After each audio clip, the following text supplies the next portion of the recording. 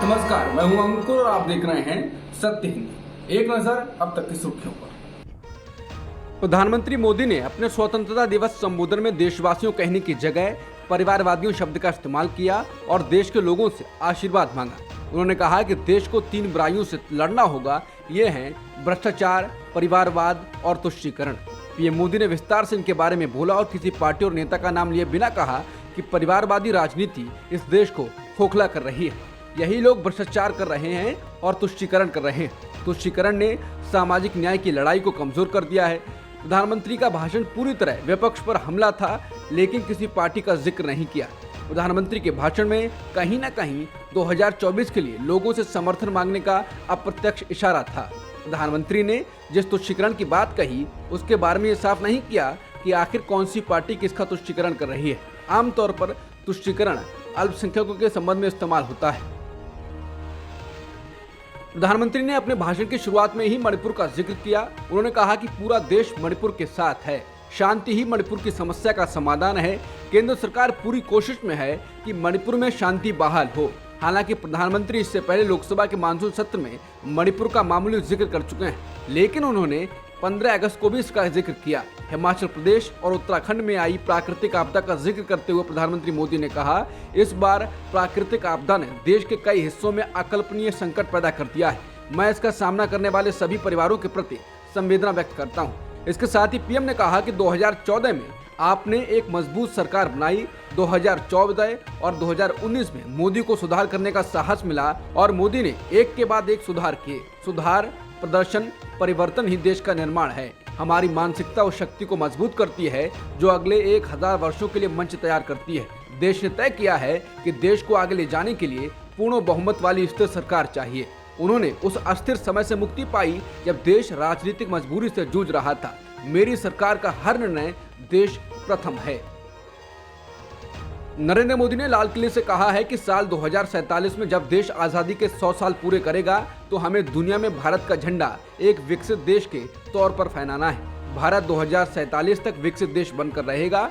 आजादी की 77वीं सालगिरह पर पीएम मोदी ने कहा, लाल किले से मैं आपसे कुछ मांगने आया हूँ। आपने अनुभव के आधार पर मैं कह रहा हूँ कि आज गंभीरता पूर्वक हमें उन चीजों को बदलना होगा।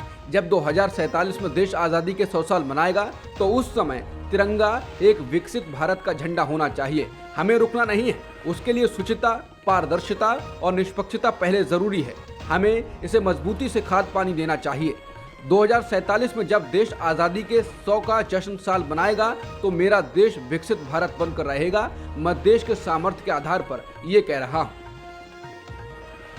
प्रधानमंत्री मोदी ने देश की 77वीं आजादी की सालगिरह के मौके पर कहा कि 10 सालों में हमने देश की अर्थव्यवस्था को 10वें नंबर से 5वें नंबर पर ला दिया। उन्होंने कहा, जब हम सत्ता में आए थे तो अर्थव्यवस्था के मामले में 10वें नंबर पर थे। आज हम 5वें नंबर पर हैं। ये ऐसे नहीं हुआ है। जब भ्रष्टाचार के राक्षस ने देश को अपनी गिरफ्त में ले लिया था, तब हमने इसे रोका और एक मजबूत अर्थव्यवस्था बनाई। हमने गरीबों के कल्याण के लिए ज्यादा से ज्यादा धन खर्च किया। जब देश आर्थिक रूप से मजबूत होता है तो तिजोरी नहीं बढ़ती, बल्कि देश का सामर्थ्य बढ़ता है। मैं 10 साल का हिसाब तिरंगे को साक्षी मानकर देशवासियों को दे रहा हूँ। आपको देखकर लगेगा इतना बड़ा बदलाव कैसे हुआ। 10 साल पहले राज्य सरकार को 30 लाख करोड़ मिलते थे। हमने ये बढ़ाकर 100 लाख करोड़ रुपए पहुंचाया है। स्थानीय विकास के लिए 70,000 करोड़ जाता था, आज 3 लाख करोड़ जाता है। आज गरीबों के घरों पर 4 गुना पैसे सरकार खर्च कर रही है। गरीबों का घर बनाने के लिए 90,000 करोड़ खर्च होता था, आज 4 लाख करोड़ खर्च हो रहा है। देश की नई संसद का जिक्र करते हुए उन्होंने कहा, 25 साल से देश में चर्चा हो रही थी कि देश में नई संसद बनेगी, लेकिन काम नहीं हो रहा था। ये मोदी है जिसने समय से पहले नई संसद बनाई। ये नया भारत है। ये संकल्पों को पूरा करने के लिए नया भारत है। इसीलिए भारत न रुकता है, न थकता है, न हाँफता है और न हारता है। भारत आज 77वां स्वतंत्रता दिवस मना रहा है। इस मौके पर पीएम मोदी ने मंगलवार को लाल किले की प्राचीर से 10वां स्वतंत्रता दिवस भाषण दिया। इस दौरान उन्होंने मणिपुर से लेकर परिवारवाद तक का अपने भाषण में जिक्र किया। वहीं पीएम ने अदालती फैसलों को क्षेत्रीय भाषाओं में उपलब्ध कराने को लेकर सुप्रीम कोर्ट की सराहना की। स्वतंत्रता दिवस कार्यक्रम में भारत के मुख्य न्यायाधीश दीवा चंद्रचूड़ भी मौजूद थे। उन्होंने प्रधानमंत्री की टिप्पणी को हाथ जोड़कर स्वीकार किया और अभिवादन किया। कांग्रेस नेता राहुल गांधी ने मंगलवार 15 अगस्त को देश के लोगों को 77वें स्वतंत्रता दिवस की शुभकामनाएं देते हुए भारत माता को हर भारतीय की आवाज बताया। कांग्रेस नेता ने कहा, भारत माता हर भारतीय की आवाज है। सभी देशवासियों को स्वतंत्रता दिवस की शुभकामनाएं। कांग्रेस नेता ने भारत जोड़ो यात्रा का अपना अनुभव भी साझा किया और कहा कि उन्होंने समुद्र के किनारे से 145 दिन की पैदल यात्रा शुरू की और कश्मीर की बर्फ पर पहुंचे। राहुल ने ट्विटर पर लिखा, पिछले साल मैंने 145 दिन उस जमीन पर घूमते हुए बिताए जिसे मैं अपना घर कहता हूँ। मैंने समुद्र के किनारे से शुरुआत की और गर्मी, धूल और बारिश से गुजरा, जंगलों, कस्बों और पहाड़ियों से होते हुए जब तक कि मैं मेरे प्यारे कश्मीर नहीं पहुंच गया।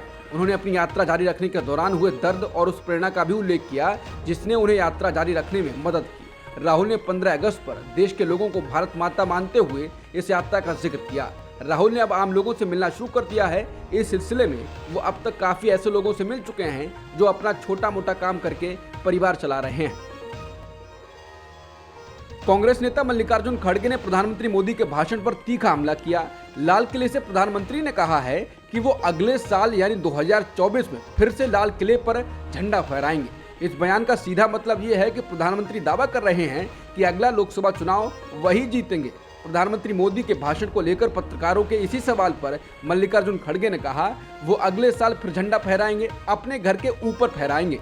खड़गे ने कहा कि हर व्यक्ति कहता है कि हम बार बार जीत कर आएंगे, लेकिन आपको जिताना या हराना ये जनता के हाथ में है, मतदाताओं के हाथ में है।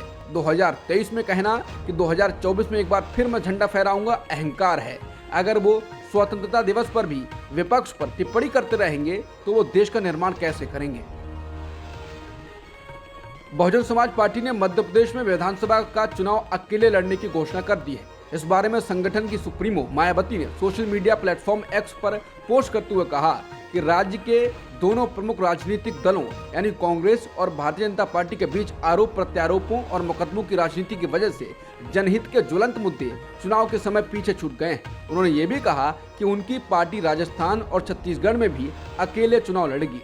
मध्य प्रदेश में वैसे तो कांग्रेस और बीजेपी के बीच ही मुख्य मुकाबला रहता है, लेकिन कुछ एक सीटें हैं, खास तौर पर उत्तर प्रदेश की सीमा से लगे प्रदेश के इलाके जहां समाजवादी पार्टी और बहुजन समाज पार्टी का प्रभाव रहता है। इनमें चंबल का इलाका महत्वपूर्ण है। वहां सिंधिया के बीजेपी में शामिल होने के बाद राजनीतिक समीकरण तेजी से उलट-पुलट हो गए हैं।